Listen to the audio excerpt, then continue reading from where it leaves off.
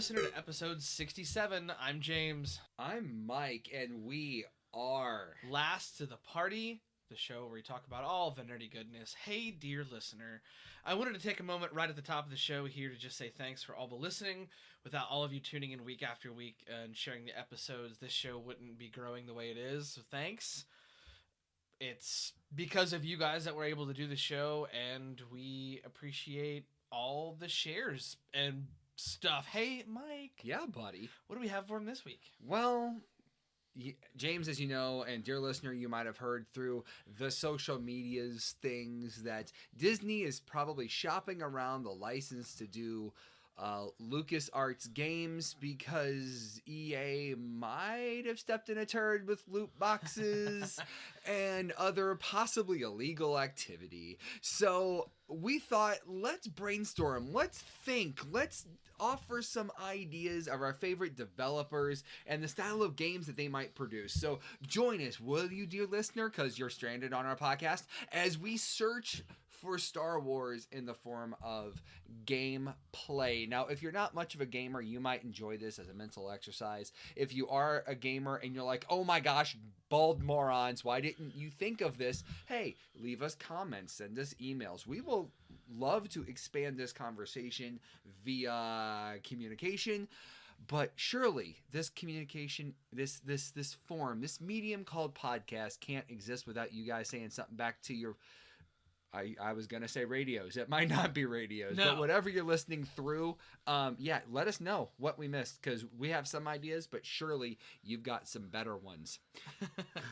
James, what's your first idea? So anyone who knows me knows that I'm, good at the Skyrim type stuff. I'm good at the Fallout stuff, the first-person shooters, the Call of Duties. Duty. I said duties. Duty. But where I really shine as a gamer has always been like flight simulators. So my first pick is for Namco Bandai to do a Rogue Squadron Ace Combat mashup. Featuring, I don't know, Luke Skywalker. Called Rogue Combat. Rogue Ace Squadron. No. Star Wars Flyer Boys is what we'll call it. Yep. That's the name. Star Wars Choir Boys? What did you just say? Flyer Boys. Boys. Okay, that makes way more sense. And you can leave the James DeFranco's home. No, I think it would be super cool. You could have all sorts of customizations and prototype weapons that never saw into the films, and you could write it off with the reason because video games. Sure. And I think it'd be super cool.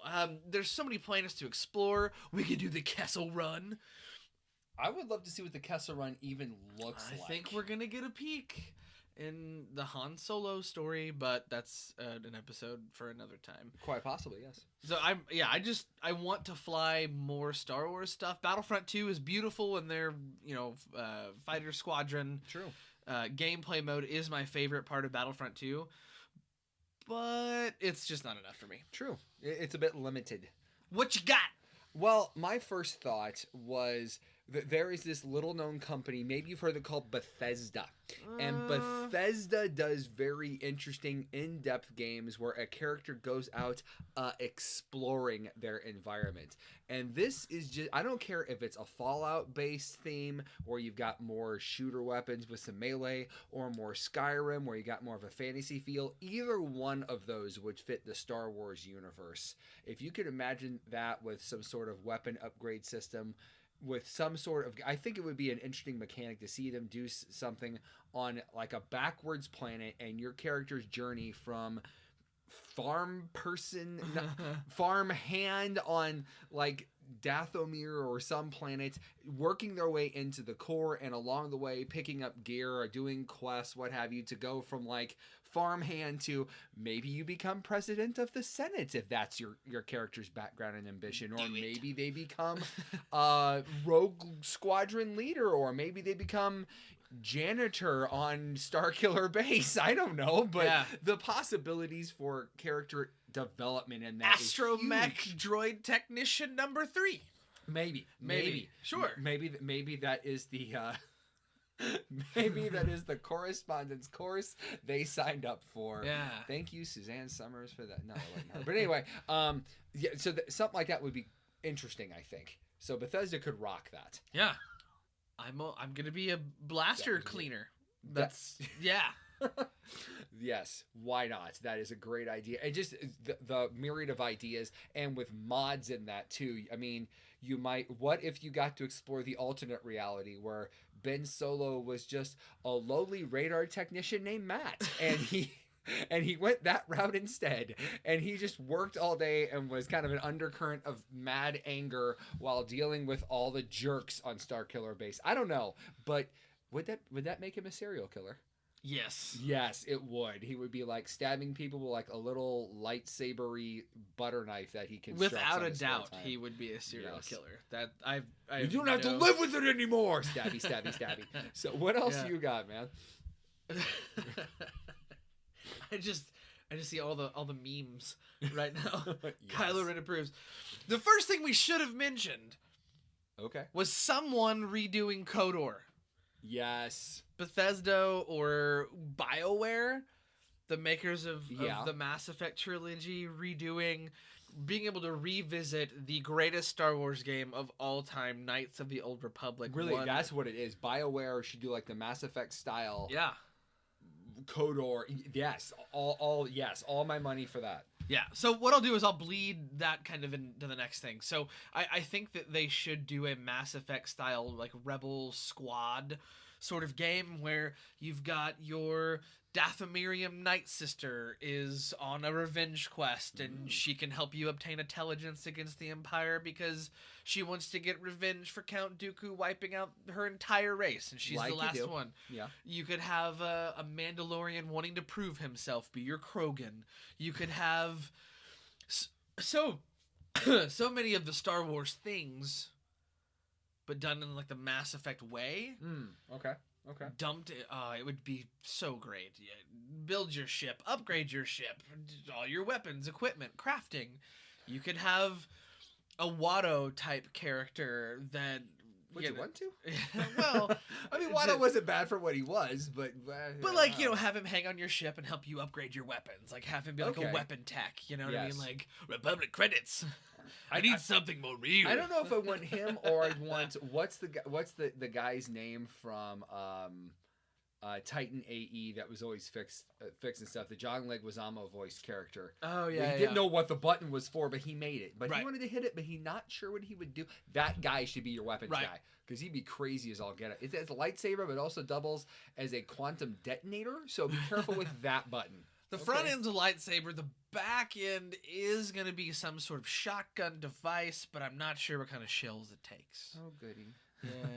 Yeah, I get that. But yeah, something like that would be very cool and diverse. Well, the thing that made the Mass Effect games so amazing, and if they did this in either one of our ideas, either a KOTOR remake or just some sort of Mass Effect squad-based controlled tactical sort of game, totally, with a huge overarching story and issue, is that game made us care about its characters. So Mass Effect 2 was so amazing because you really cared about what happened to who and why, and their backstory and their loyalty missions. And all of that stuff was just so great. So if we could get that going, it would be incredible. Yes, I agree. What's next on your list? There is this company called Gearbox Software, and they made games that heard of them. Rocks your face off with its gun loot system, basically, where the millions of guns and Guinness World Record Girl Record, yes, I'm calling it that, for Borderlands 2, no, it was something else, and the pre-sequel. And if they did something, let's face it, Pandora is Tatooine on steroids. With wolf dogs! With wolf dogs and all sorts of other things. If you did a game based on some sort of Outer Rim planet, or maybe several Outer Rim planets, a first-person shooter with that kind of mechanic would be loads of fun that you could get, 4 or maybe 8 people via whatever, Xbox Live, PSN, whatever, and just rove around and just destroy things as a group. I think it would be amazingly fun, and the skill trees involved that you could do would be awesome. Just the thought of that kind of gameplay in a Star Wars universe intrigues me. That'd be awesome. Yeah, I'm just saying, man. I'm in. Yes. Just do stuff. And why not? What do you got? You have another idea. I do. I see your hand waving. I do. So if you had gone back and played BioShock recently, you'll realize that you have lots of dirty pairs of underwear for various reasons. You're not doing laundry? Yeah, the game's so creepy, especially the first one. It's just so creepy. And I feel like there's a lot of potential in like the lower levels of Coruscant to do sort of a BioShock first-person shooter. You know, you're a bounty hunter and you're trying to find one guy in all of the planet-wide city of Coruscant. And you know he's on the bottom 10 levels or something. Oh my gosh, that would be horrifying. The seediest, darkest, most corrupt, vile, dangerous levels of Coruscant. You know, maybe along the way you piss off a street gang, and so you've got to deal with those thugs while you're trying to complete your mission and find the one guy you're looking, or gal, I'm not sexist, child with a knife. I don't know. But I think that would Ben, be the cool. radar technician? Yeah. Matt, the radar technician, sorry. I heard Kylo Ren's speech would have been way cooler with like rock music and stuff. Yeah, but you're trying to find the one person. You know, maybe set it at the end of the Clone Wars after the initial rise of the Empire, and you hear there's a Jedi on the loose down there somewhere. Ooh. And then you can toy with like things moving in the darkness that you thought that file box was there, but now it's over here. Was that with the Force? Was that not with the Force? Was that you're just on glow sticks? What dust sticks? You don't want to sell me dust sticks. I do not want to sell you. You want to go home and rethink your life. But yeah, I just think there's a lot of potentiality there. The scariest thing about BioShock was like the playing with light and the playing with around with audio. And when you give yourself, oh my gosh, yes, you know, a whole, you know, under sub levels to play with, where all the light's going to be artificial anyway, and different colors, and maybe there's steam and alarms. I mean, just think of a planet-wide city. There's no telling what's down there. True. You know. True. And it can all be imagined. We can finally see it, but in this super creepy, orchestral scored game made by the masters of ambiance, 2K Games. That would be awesome. Yeah. That would be awesome. You know, and this even not on the list, but my next one, it just popped into my head. There was a book, I want to say it was called Shadows of the Empire. No, it was called. I think it was called Death Squadron. The premise of the game was that someone ended up on a ship controlled by the Empire, and it was on evacuation mode because one of Palpatine's things was he would have all these black site experiments going on, and one of them kind of unleashes a zombie plague on board this ship. So Star Wars, literally dead stormtroopers waking up and trying to get you. Yeah. And in the midst of this, you actually stumble onto Han and Chewie. But you start out as like a no-name character. The book is great. If you haven't picked, I can't remember the name of it. Fanboys are probably going crazy. I'm sorry, guys. I can't. Our phones are on airplane mode, so I can't even look it up. But I'm thinking if the makers of Doom did that game, it would be amazing. Ooh, son. Amazing. That'd be incredible. I could just be like, Chewie, aim for the head. Like, yeah, something, I'm telling you that. Oh, that'd be great. I mean, the book was suspenseful. I don't think it was terrifying, but it was suspenseful enough to keep you reading. But I think if Doom got a hold of that license or ran with the guys that did Doom, I don't remember who did that, but if whoever developed that game, back in the day, I think it was ID Software, but I don't know who's doing it currently. But that would it's incredible. Amazing. Whoever did it now yes. has done it justice and brought it into the recent consoles, and it's incredible. So whoever's doing it now is doing an amazing job. So I totally agree with you. I think that would be super cool. Yeah. My idea that I actually had on the list was Epic Games Coalition Studios did Gears of War. I would love to see them get a hold of Republic Commando and make us a sequel that the fans longingly and lovingly deserve. Oh, yeah, Because, dude. oh my gosh, that would be amazing. A third-person tactical shooter like that would be awesome, and diversified weapons would be cool. And I don't even care what era, just give me a thing where I can just rock it out with that sound and that grittiness and that caring about your team and a good story at the heart of it. Good times. And that's sort of like adult version third person cover based shooter, right? So like that's what made Gears of War so cool, is that it was nitty and it was gritty and it was overly gory, and you knew your characters could handle anything, but there was always this massive sense of risk. Yeah. Where it was like the razor blade rain, or like where the planet rained broken glass. Yeah. Or the it was like razor hail or something, like in the very first game. Yeah. And then you had tickers, and then you had, I mean, you could do this, you could just set the whole game on some experimental weapons facility during the Clone Wars, where like you never know what kind of droid's gonna pop up next. True. Or some alien planet where they have different aliens they're gonna try to send to kill you. I mean, you could really kind of set it at any time. True. That's what's cool about the Star Wars universe, is that, oh wait, no, I just remembered, Darth Vader had a secret weapons facility on a planet you've never heard of called Yak. Like, it's actually the translation in English. that's how you say it. Yak. I think that's a Wookiee for terrifying eggplant farm. But Yeah. either way, it's scary, and you don't want to visit there. It's not on any of the brochures. But yeah, I will tell you what agree. I want to see. I Go want to for see it. like a For Honor style 1v1 or 4v4 dueling game where skill actually matters. And different people have different fighting styles in the Clone Wars era, or even you could make it, you know, Luke's new Jedi Academy, and everyone has their own fighting style because Luke's revamping it, how it works, all that good stuff. I don't know, just some sort of like based, you know, third person sort of view, but like skill means something, and you could have just that gritty, violent, just awesomeness, but based around melee combat instead of just all out like shooting war. I think would be really, really cool. That sounds awesome and really accessible to a lot of different people. A movie coming out next week called Tomb Raider. Tomb Raider? I would love Crystal Dynamics, who revamped the series in such an amazing way, Yeah. to get the license to do a Dr. Aphra game. Those that don't know this amazing character can look to the comic books by Marvel, starting in Darth Vader. And she is a sidekick character that actually gets her own series. Basically, think of Lara Croft, only way more schemy and underhanded.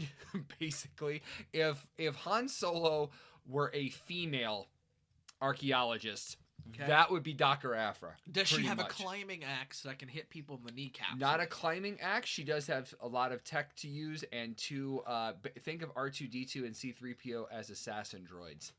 Okay. And that's basically who she runs with, and a former gladiator Wookiee with a very big mean streak.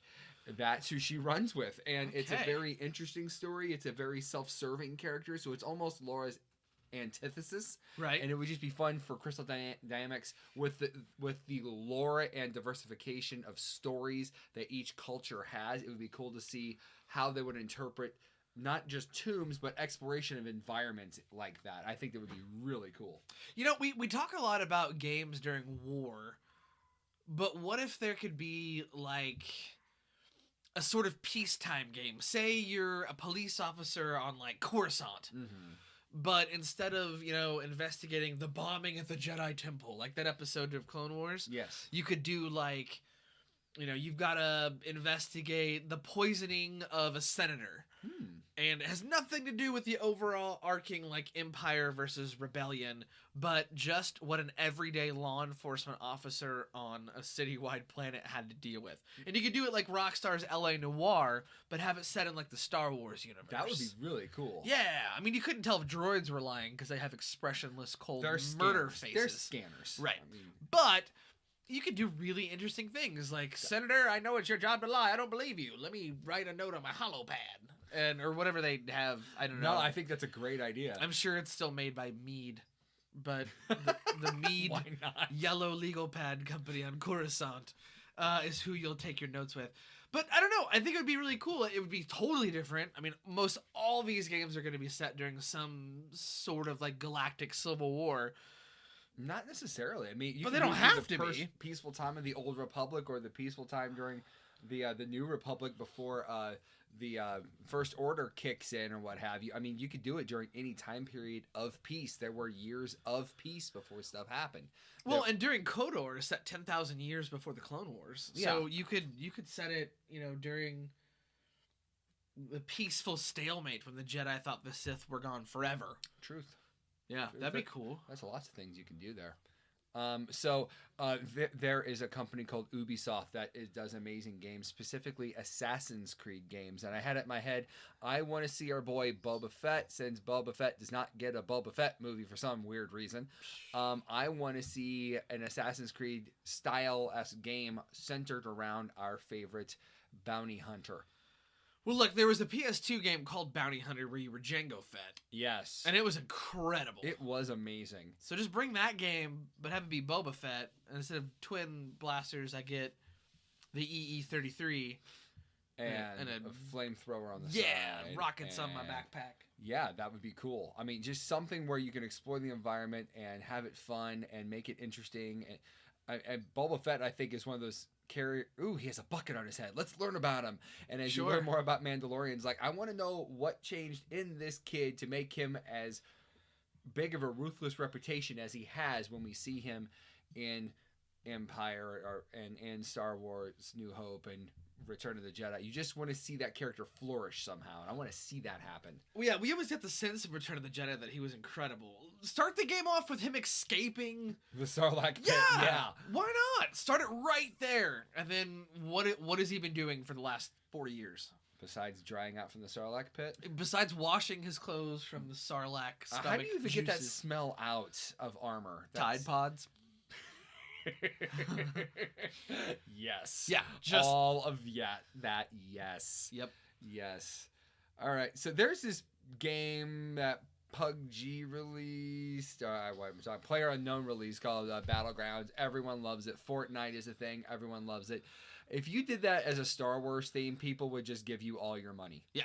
It's just an idea I had. I know people like it. It's not my speed. It's not my thing. I'm more of a story guy myself, but if you made a Star Wars game or a Star Wars DLC with that, literally people would give you your money in droves. Yeah, so. I mean, I would be terrible at it. I've only played Fortnite 3 times. Okay. I finished 99th.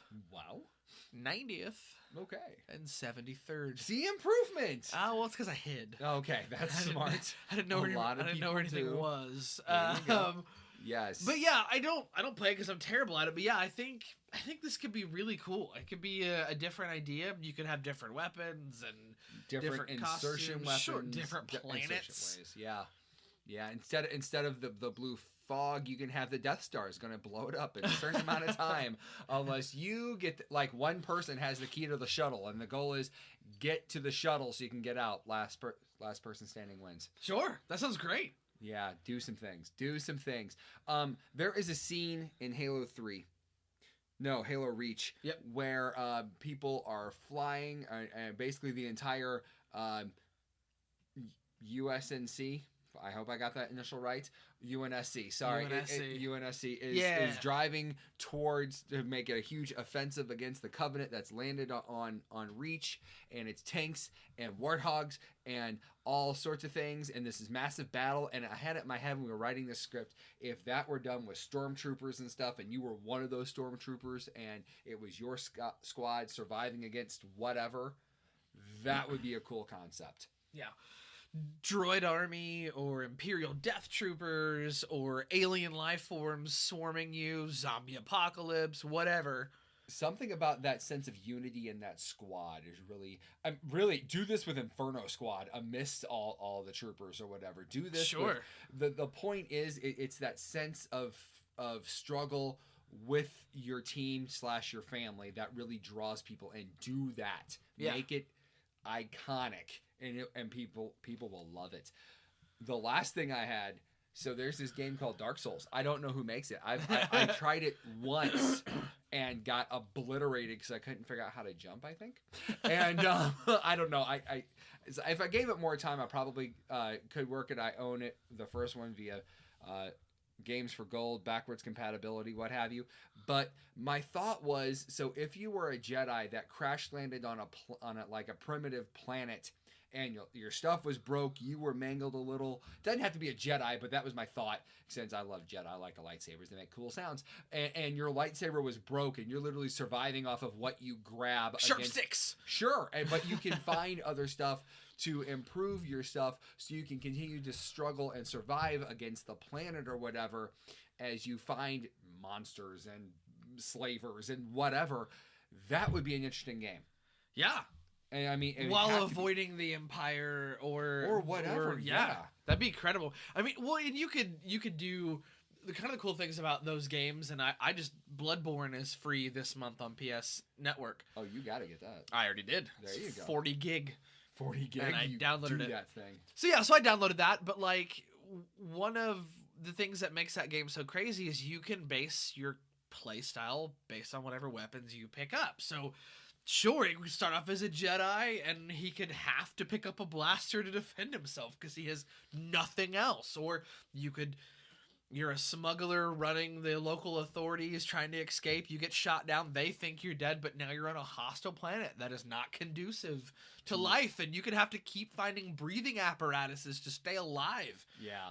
I mean, there are endless possibilities in this universe because there are endless numbers of stars and planets and wars and asteroids and wars and warring factions and bounty hunters and gangs. I mean, this universe is a scary freaking place. True. And if you had a game like that was, stat based and gear based and combat role based. True. Very true. And you could have a life pod instead of campfires that brings you back every time you die. Or, I found this breathing apparatus. This will allow me to run for a little longer. Or, the Jedi character who got shot down now found a melee weapon, so now it's on, Yeah, very well you could have that moment of, oh yeah, baby, instead of, I'm scared. How am I going to live? Please hold me. For sure. I think that would be super cool. Yeah. I mean, the point is, dear listener, when it's all said and done, we just want whoever gets the game license to explore the depths of Star Wars with new licenses. Yes, Star Wars Battlefront 3 could be amazing. And Star Wars Battlefront 2 is awesome. Screw what you've heard of the media. Forget what you've heard on the news and set aside your gamer rage. That game is beautiful and really fun to play. Yes, the loot boxes are stupid and they messed up, but it doesn't change the fact that they made a great game. The storyline is short. I'll give you that.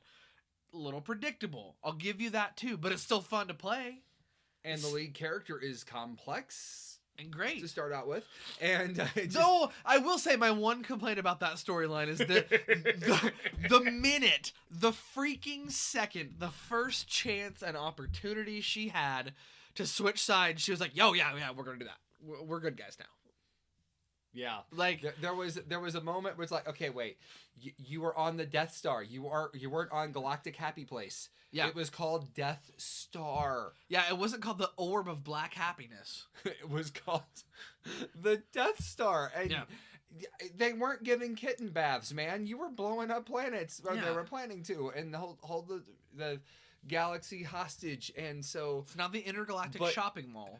I understand the impact it was bringing it home and finding out that not only is the Empire, but your dad is going to mess up your home world. I get that as being a problem, but it just seemed a little too convenient, maybe. You're like, oh wait, it's my planet, I'm done. She was like, oh, I'm done. To counteract though, I did love that her partner got to run with Luke Skywalker and just kind of his whole, hey, we're cool, just don't mess with me. Yeah, that was an awesome thing. That was a great sense of. And there was some major game publication that got that moment right. They were like, look, it took 25 years, but we finally saw the real Luke Skywalker. Totally, I love that. Why did you kill all those stormtroopers? He's like, because I had to. They started shooting at me. You're not. We're fine. Yeah, that's legit. I mean, you're gonna defend yourself in a hostile place that is trying to kill you. You're gonna kill them back. Yeah, I know I stole that from Firefly, but that's how I feel about it. So we're going to bring this episode to a close. Dear listener, thank you so much for listening. Hey, join us next week, episode 68, as we talk about why we love Tomb Raider. With the movie coming out, with the 2 games under our belt, we're going to go there. We're going to talk about why we love Tomb Raider, the character, the games, etc. Join us, will you not? I hope you do. You can find us on all the social media. You can go to Instagram. You can go to Facebook. We're on YouTube.